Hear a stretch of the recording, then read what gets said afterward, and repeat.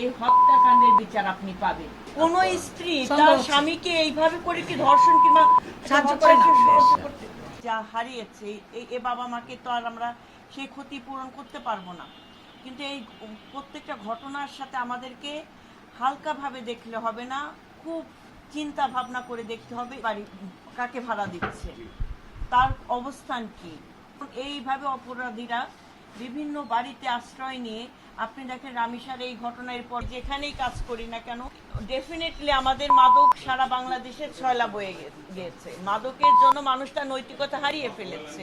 হ্যাঁ, ঘরে ঘরে আপনার মাদকের জন্য আজকে মানুষ নৈতিকতা হারিয়ে ফেলেছে।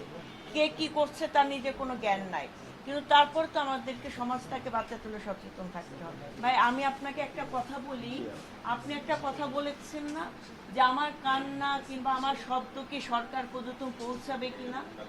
আমি আমাদের মাননীয় প্রধানমন্ত্রী জনাব তারেক রহমান, তিনি শুধু মানে নিজেকে কিন্তু প্রধানমন্ত্রী, তিনি বাংলাদেশের অভিভাবক, এবং আপনার সন্তানের পাশে এসে সে অভিভাবকের ভূমিকা তিনি রেখেছেন, এবং এইরকম করে এক রামিসা না, বাংলাদেশের আর কোনো রামিসার জীবন যেন এরকম ঝরে না পড়ে, তিনি আমাদেরকেও সেইভাবে নির্দেশনা দিয়েছে। আমরা আমাদের পক্ষ থেকে সর্বোত্তকভাবে চেষ্টা করব আমরা সংসদ সদস্য হতে পারি, তারপর আমরা নারী ও শিশু অধিকার ফোরামে আমাদের কনভেনার বেগম সেলিমা রহমান, তিনি জাতীয় স্থায়ী কমিটি বিএনপির সদস্য এবং ফোরামের কনভেনার, তাকে আমরা এখন হালকাভাবে দেখব না। অর্থাৎ একটা সময় ছিল নাটক করার জন্য শাসন প্রতিষ্ঠা হবে, এবং আমরা যেন সবাই নিরাপদে থাকতে পারি, সেই একটা বাংলাদেশ আমাদের তৈরি করতে হবে। এই প্রচেষ্টা, এটা তো ডেফিনেটলি সরকারের দায়িত্ব, আইন শৃঙ্খলা বাহিনীর দায়িত্ব, কিন্তু আমাদের নাগরিকেরও কিন্তু অনেক দায়িত্ব আছে। তো আমি আপনাকে এই কথাটাই বলতে চাচ্ছিলাম, আপনি রামিসার এই হত্যাকাণ্ডের বিচার আপনি পাবেন, এটা বিচার আপনি পাবেন, এবং আপনার এই রামিসা হয়তো আমাদের কাছে ফিরে আসবে না, কিন্তু এই রামিসাকে কেন্দ্র করে আরো শত শত রামিসার জীবন রক্ষা পাবে। হ্যাঁ, কারণ আমরা এখন সবাই সচেতনতার জায়গা থেকে আমরা কাজ করি। আমি একটা কথাই বলতে পারি আপা, যে মাননীয় প্রধানমন্ত্রী যখন আমার কাছে বড় ভাই হিসেবে এসেছেন, যখন উনি আমাকে আশ্বস্ত করেছেন, আমি এই আশ্বস্ততে এতটুকু আশাবাদী যে বাংলাদেশে আর কোনো রামিসার জীবনে এই ঘটনা ঘটবে আমাকে বলেছেন, এবং বলেছেন আমি ওইভাবেই এই ব্যাপারগুলোকে আমি প্রতিহত করব, যার জন্য বাংলাদেশ সরকার, আমার মাননীয় প্রধানমন্ত্রী বড় ভাই হিসাবে, প্রধানমন্ত্রীর অস্তিত্ব নিয়ে উনি আমার কাছে আসেননি, একজন পিতৃ বাবা হিসাবে, আরেকজন মেয়ের বাবা হিসাবে এসে আমাকে যে সান্ত্বনা দিয়েছেন, যে ভরসা দিয়েছেন, আমি সেই ভরসার উপরে আত্মবিশ্বাসী এবং আমি বিশ্বাসী। আমি আশা করি যেন বাংলাদেশে ওনার হাত ধরে আর কেউ রামিসা যেন হারায় না যায়, কারো বাবার মুখ যেন খালি না হয়ে যায়, কোনো বাবার যেন আত্মনাদ আর না করতে হয়।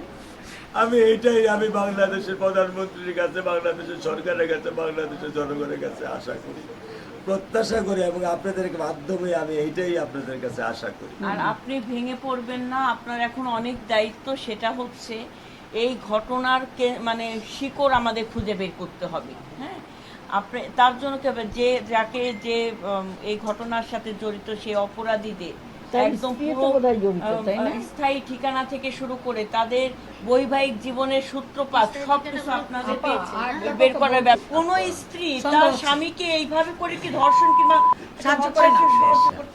ডেফিনেটলি এটা আমাদেরকে, এটাই হলো এই জায়গাগুলো আমাদের ঢুকতে হবে, এই জায়গাগুলো আমাদেরকে ঢুকতে হবে। চক্র কিনা, এটাই বলছে, এটা কোনো চক্র কিনা, অপরাধী চক্র কিনা, এটা দেখতে হবে।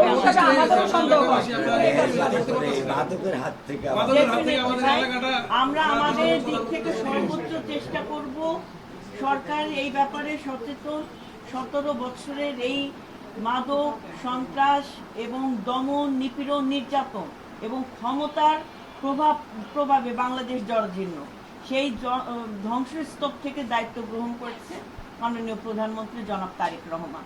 তো এই সময় মানে আমাদের হয়তো সময় লাগবে একটু, কারণ মাত্র 3 মাস, হ্যাঁ, কিন্তু 2 মাস, তো সেই জায়গায় তিনি যেভাবে সতর্কতার সাথে কাজ করছেন এবং সজাগ আছেন, আমরা বিশ্বাস করি আমরা এই ধরনের অপরাধ থেকে আমরা আমাদের দেশের সন্তান মা বোনদেরকে আমরা রক্ষা করতে পারবো।